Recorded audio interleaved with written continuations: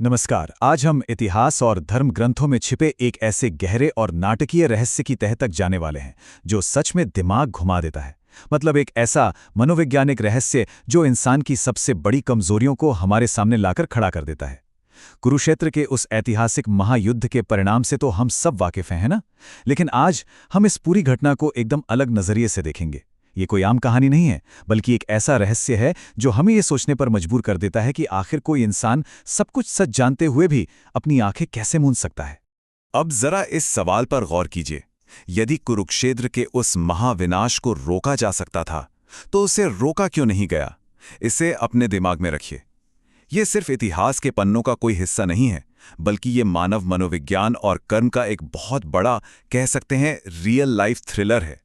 सोचिए जरा, एक ऐसा व्यक्ति जिसके पास इस महाविनाश को रोकने की पूरी ताकत थी, जिसे आने वाले कल का एक एक सच बताया जा रहा था, फिर भी उसने कुछ नहीं किया। आखिर क्यों? क्या सच में कोई मजबूरी थी या बात कुछ और ही थी? चलिए इसी पहेली को सुलझाते हैं। तो आइए सबसे पहले बात करते हैं महर्षि वेदव्यास के उस दिव्य प्रस्ताव की। देखिए, युद्ध के बादल पूरी तरह छा चुके थे। ऐसे में महर्षि वेदव्यास, जो भविष्य देख सकते थे, वो अंधे राजा धृतराष्ट्र के पास एक बहुत ही अद्भुत प्रस्ताव लेकर पहुंचे। उन्होंने कहा, अगर आप चाहें तो मैं आपको दिव्य नेत्र दे सकता हूं। लेकिन धृतराष्ट्र ने साफ इनकार कर दिया। अब यहां समझने वाली बात यह है कि ये उनका सिर्फ शारीरिक अंधापन नहीं था, बल्कि ये एक गहरा भावनात्मक अंधापन था। सच तो यह है कि राजा अपने ही कुल के विनाश को अपनी आंखों से देखने की हिम्मत ही नहीं जुटा पाए। उन्होंने सच से ही अपनी आंखें चुरा लीं। अब यहां से कहानी एक नया मोड़ लेती है। चलिए देखते हैं संजय को मिली उन अद्भुत शक्तियों के बारे में। हुआ यूं कि जब धृतराष्ट्र ने वो शक्ति लेने से मना कर दिया, तो उनके ही कहने पर महर्षि ने वो दिव्य दृष्टि उनके मंत्री संजय को दे दी।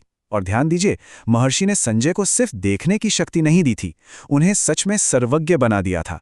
संजय अब मीलों दूर बैठकर भी युद्ध के मैदान की हर एक हलचल देख सकते थे, किसी भी तंबू में हो रही गुप्त से गुप्त बातचीत सुन सकते थे। मतलब आप इसे उस जमाने का एकदम लाइव टेलीकास्ट मान सकते हैं। संजय अब युद्ध का हर एक पल, हर एक घटना तुरंत राजा को सुना रहे थे। और इसी लाइव टेलीकास्ट के दौरान होता है परम सत्य का सामना। बात सिर्फ तीरों और तलवारों के टकराव की नहीं थी। संजय ने कुरुक्षेत्र में साक्षात परम सत्य के दर्शन किए। उन्होंने स्वयं भगवान श्री कृष्ण का विराट रूप देखा। जरा सोचिए उस पल के बारे में।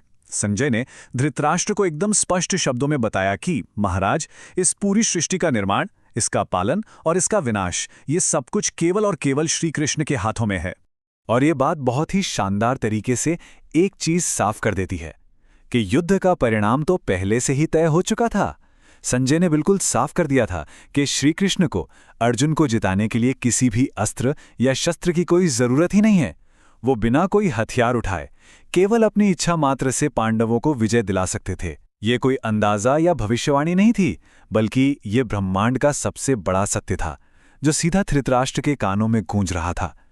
राजा को हर एक सेकंड का अपडेट मिल रहा था कि जिनके खिलाफ उनके बेटे लड़ रहे हैं वो कोई और नहीं, स्वयं भगवान हैं। तो यहां सबसे अहम सवाल सामने आता है, आखिर इस महाविनाश का असली कारण था क्या? जब राजा को इस परम सत्य के बारे में पता चल गया, तो ये ऐतिहासिक घटना सच में एक बहुत गहरी मनोवैज्ञानिक पहेली में बदल जाती है। देखिए, सब कुछ जानते हुए भी धृतराष्ट्र ने युद्ध को नहीं रोका। उन्हें 100% पता था कि कौरवों की हार निश्चित है। वो सिर्फ अपना एक आदेश देकर इस पूरे महाविनाश को टाल सकते थे, सब कुछ रोक सकते थे। लेकिन उनका ये अज्ञान, उनका ये चुप रहना कोई मजबूरी नहीं, बल्कि जानबूझकर लिया गया एक फैसला था। और इसी फैसले ने उनके पूरे कुल को विनाश की गहरी खाई में धकेल दिया। और यहीं पर खड़ा होता है वो सबसे बड़ा सवाल जो आज भी हमें सोचने पर मजबूर कर देता है।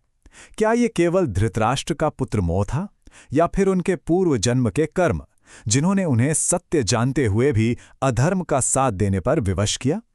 आखिर वो कौन सी अदृश्य शक्ति थी जो उन्हें सही फैसला लेने से रोक रही थी? इसी रहस्य को गहराई से जानने और समझने के लिए देखिए हमारे इस विश्लेषण का अगला भाग।